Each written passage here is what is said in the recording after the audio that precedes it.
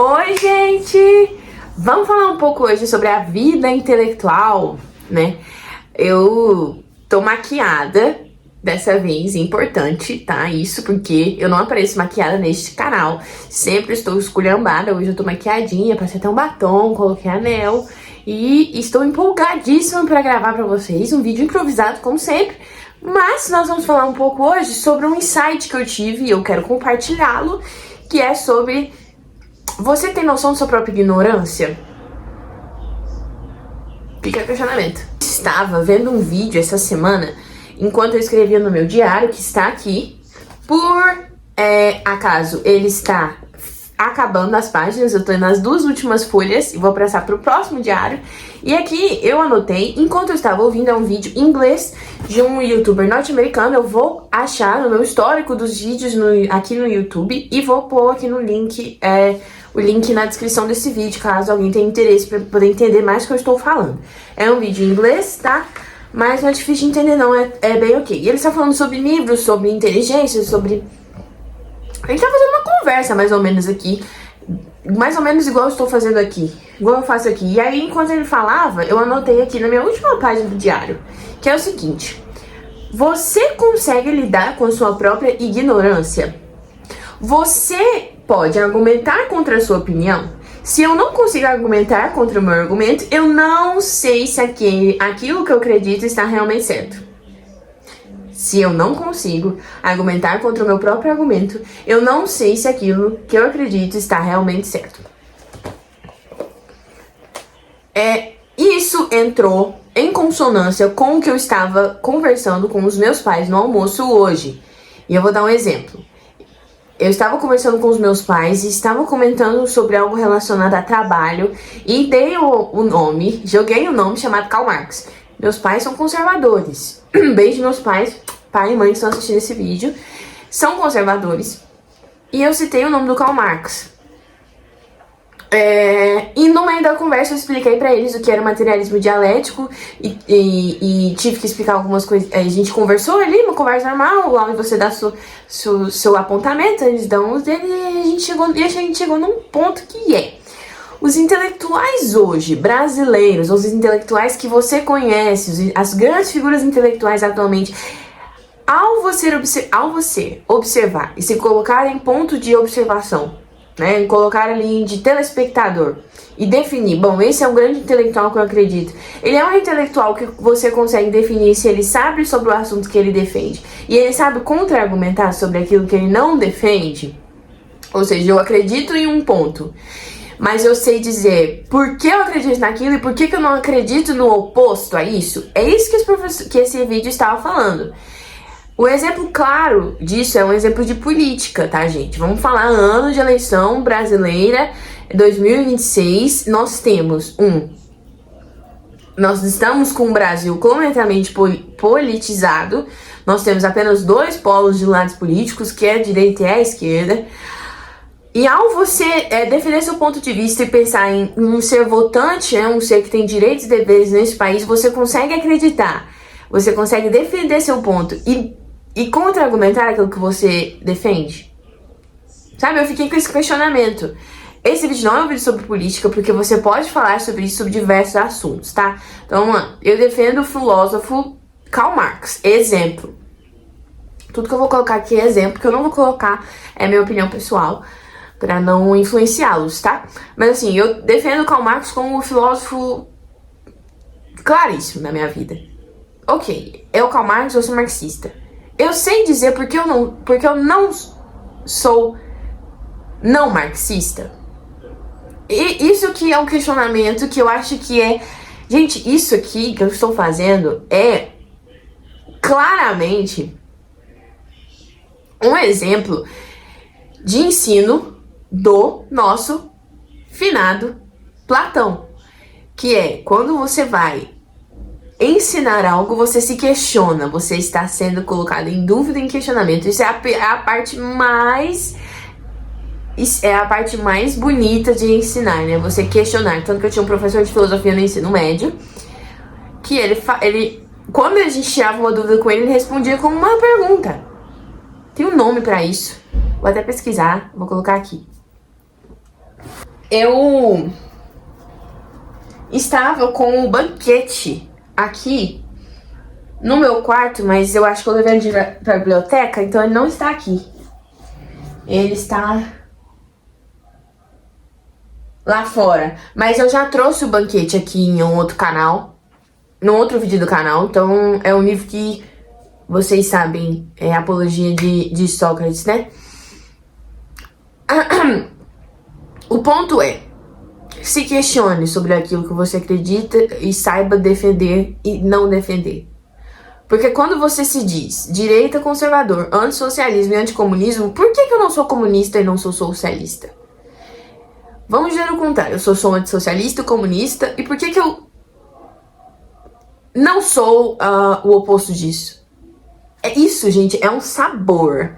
Quando você encontra um intelectual que sabe defender um ponto e sabe não defender um outro ponto, ou seja, você tá conversando com a pessoa e ela fala, bom, eu sou tal coisa e eu não sou por isso e aquilo, porque eu estudei isso e isso. É a mesma coisa, eu não falo sobre catolicismo. Muito longe, não. Sou católica. Para uma católica intelectual, católica de berço, desde que nasceu até 25 anos, eu sei porque eu não sou católica. Porque eu sou católica, eu sei porque eu sou. Claro, nasci nesse meio. Mas por que eu não... Por que eu não sou católica, por exemplo, sou protestante? Eu entendo do protestantismo, eu entendo de Lutero, eu sei da origem da reforma e da contra-reforma. Vocês sabem do que eu estou... Vocês estão entendendo, gente? Isso aqui... Vou dar um exemplo, tá? Mais um exemplo, porque eu trabalho com exemplos, eu não trabalho apenas com palavras. Vamos exemplificar. Eu tenho esse livro aqui, e isso foi um assunto, inclusive, numa disciplina.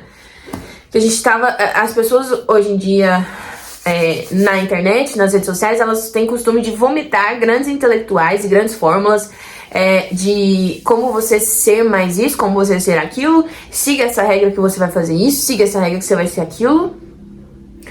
Eu tenho um livro aqui que ele foi um grande massacre. Ele foi um grande... Opa, que isso? Gente, achei uma coisa aqui no meu livro. Pausa. Parênteses para uma grande intelectual que sou. Minhas qualidades. Cabelo bonito enrolado. Inteligente, tá escrito aqui. Achei um papelzinho escrito aqui. Gente, nem sei de que ano é isso, tinha que ter botado a data. Enfim, mas tá aqui. Esse livro que eu estou falando é A Vida Intelectual do Padre Sertilanges. E ele foi um livro muito vomitado. E eu falo vomitado assim, jogado pra todo mundo ler, que tinha que ler. Se você quiser ser intelectual, você tinha que ler o Padre Sertilanges, né? Esse livro que tá velho pra caramba. Tem data, deixa eu ver data. Vamos trabalhar com datas, né? Da data de edição que eu recebi na minha casa, mas deve ter sido 21 por aí. E aí é que ele fala, temas, trabalhador e o homem, temas, o contato com gênios, 4 espécies de leituras, como você deve ler. Bom, eu não consegui ler, achei péssimo, porque, não sei, não gosto de livros carga-regra, não gosto de livros carga-regra. Isso aqui talvez isso pode ser até Eu não gosto de livro assim, não vou me delongar, mas é que ele tava falando sobre a curiosidade. Tem até, a gente abre até numa página aqui, ó, 28, a virtude própria do intelectual, né? A virtude do intelectual, né? O que define o intelectual? Interessante. Bem interessante, mas não li. Estou com um livro chamado A Vida Intelectual. E estou com um livro na minha mão, desse lado, aqui na minha mão direita, chamado Contra a Vida Intelectual, de Ronald Robson. Esse livro aqui é recente, ele é do ano de 2023, inclusive. Quando saiu, eu lembro que eu comprei, coloquei aqui no Kindle. E aqui, gente, ele fala sobre a Contra a Vida Intelectual que prega... Não sei se ele tá falando desse aqui, porque eu li só alguns capítulos. Mas o exemplo é ler um livro sobre o assunto, ler um livro totalmente oposto a ele para poder saber aonde eu estou, nesse meio aqui, sabe? Nesse meio aqui, nesse me inteirando dos dois assuntos e sabendo o que eu acredito e o que eu não acredito. Ao mesmo tempo que... Tá, vamos lá. Vamos lá, gente. Calma aí. Pausa dramática. Olavo de Carvalho, Imbecil Coletivo. Peguei alguns capítulos, sim, que eu achei interessantes. Li, inclusive, tá destruído o livro. Destruído. E na minha estante tem o Paulo Freire, o próprio Karl Marx. Não estou dizendo que... não tô comparando, tá? Pessoas, estou comparando textos e material de estudo. É necessário isso, tá? É necessário essa contraposição, porque quando você tá estudando apenas sobre um assunto, né, e você fica somente naquilo, isso te dá uma lacuna de outras coisas, né? Outro exemplo, sei sobre o feminismo, sei porque eu não sou feminista. Não sou feminista, e eu não sou feminista, mas por que não? Sabe? Gente, o questionamento é a grande chave pra você se tornar uma pessoa inteligente. E que sabor é você conversar com uma pessoa inteligente, né? Quando eu reconheço um grande professor, reconheço uma pessoa inteligente quando ela tem ela consegue falar sobre isso. Não vamos falar aqui, tô sendo muito prolixa, mas não é só sobre assuntos relacionados à política, coisas de grandes intelectuais, literatura, mas coisas bestas mesmo. Futebol, por exemplo. Sou botafoguense, não sou Flamengo, por causa disso, sabe? Sabe, gente, dá até um arrepio quando você tá conversando com uma pessoa e ela sabe, você fala, nossa, essa é uma pessoa inteligente. E a definição de um grande intelectual não deve ser pautada naquilo somente que você acredita. Eu só defendo intelectuais que são de esquerda, só intelectuais que são de direita. Não, o reconhecimento de intelectual, eu vejo grandes intelectuais de diversas correntes políticas justamente por saber argumentar sobre aquilo que sabe e contra-argumentar, se questionar, ter opiniões e ter contra-opiniões. Isso é muito bonito. Isso é belíssimo, isso é muito bonito mesmo. E era isso, eu acho, que eu tinha pra falar.